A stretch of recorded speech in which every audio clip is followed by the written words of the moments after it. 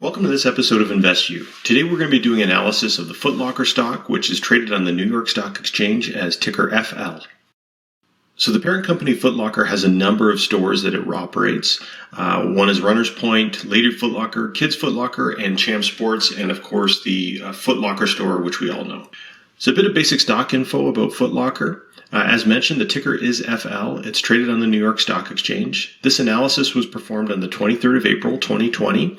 It presently has a market cap of $2.30 billion. The stock price right now is $22.03, and there are 104 million shares outstanding. So let's recap our investing rules when we're looking at stocks. So we're looking for a small PE ratio of less than 25, a market cap greater than 500 million, a current ratio greater than 1.5, a return on equity ratio of greater than 5%, a debt to equity of less than 50%, consistent growth in earnings per share, a 10-year consistent dividend payment, dividends greater than 2% as we are dividend investors, good value, so we want to find something where the intrinsic value is greater than the stock price, so we'll see if Foot Locker meets that criteria. And we're not in this for the short term, and this is especially important when we're in a bear market and there's uncertain conditions with coronavirus. We're looking for good companies that will provide us good return, and we're looking for them at a discount at this point in the market. So Foot Locker came up on our screener as a result of that, mainly due to its price to book and current ratio, and we'll go through those metrics and find out why it's an attractive stock from that perspective. Okay, digging into some key metrics for Foot Locker. So as mentioned, the price is $22.03. It has a PE ratio of 8.37, so that satisfies our criteria of less than 25. Earnings per share is 4.50, which results in about a 20% return at this point. But keeping in mind, earnings will likely drop substantially as a result of coronavirus.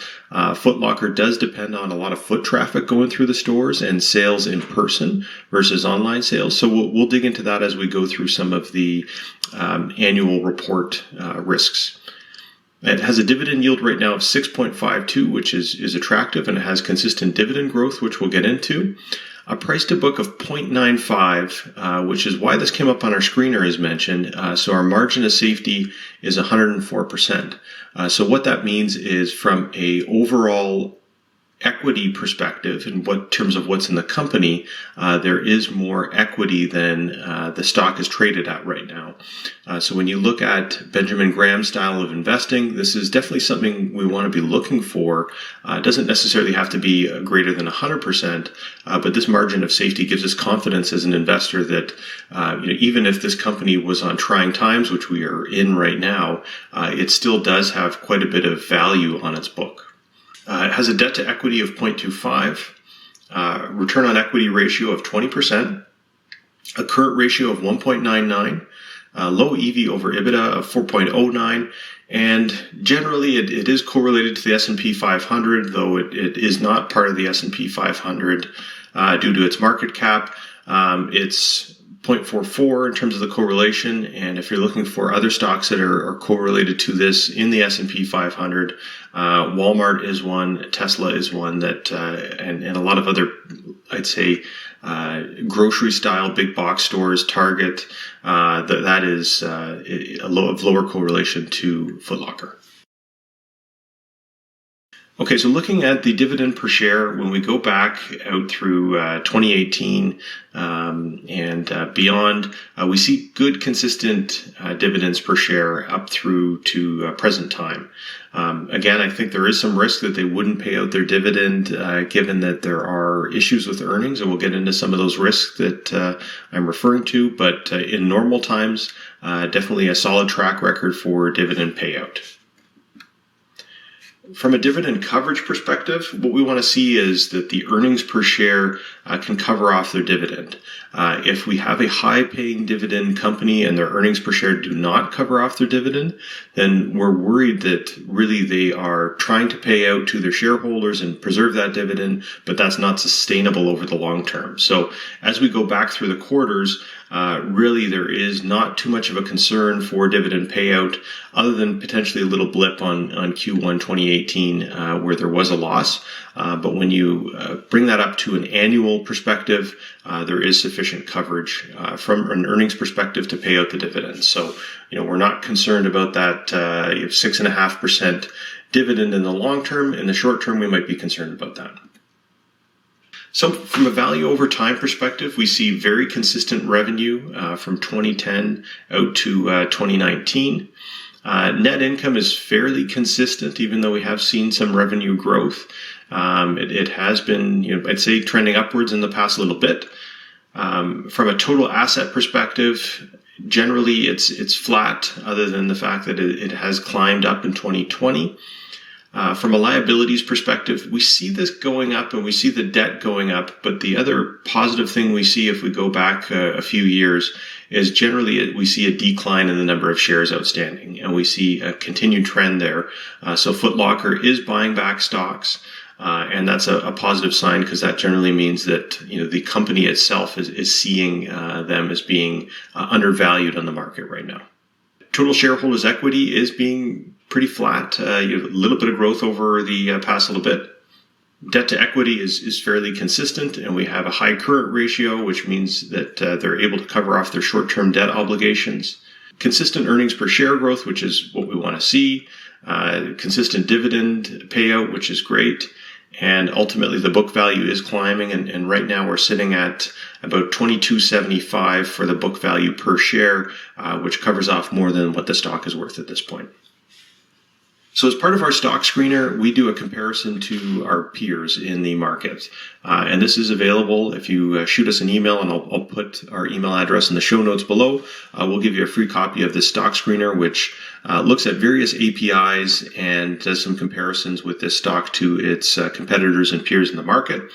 And as we can see, dividend yield is pretty strong amongst its peers. There are some other stocks that are out there that would pay a higher dividend at this point, but we need to be careful with a couple of them. Recently, the Gap has announced they are closing down some stores, and they do not have enough cash to pay their rent.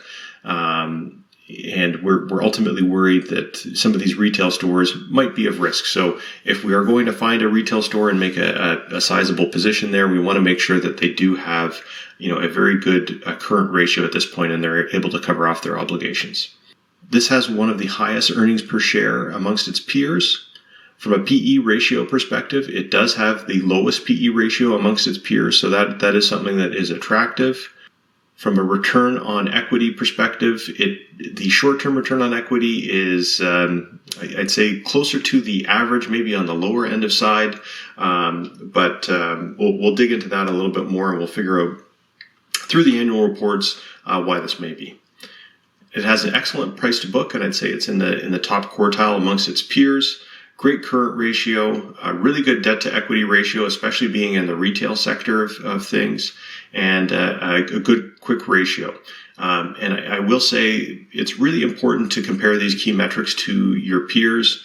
Some stocks may appear to be unattractive with certain metrics, but we really want to see relative to the industry, how does that compare, and are the metrics in line with it, or is it out of line with its industry peers? So in this case, I'm not seeing many concerns with Foot Locker, but ultimately at this point in time, we know that retail is taking a beating.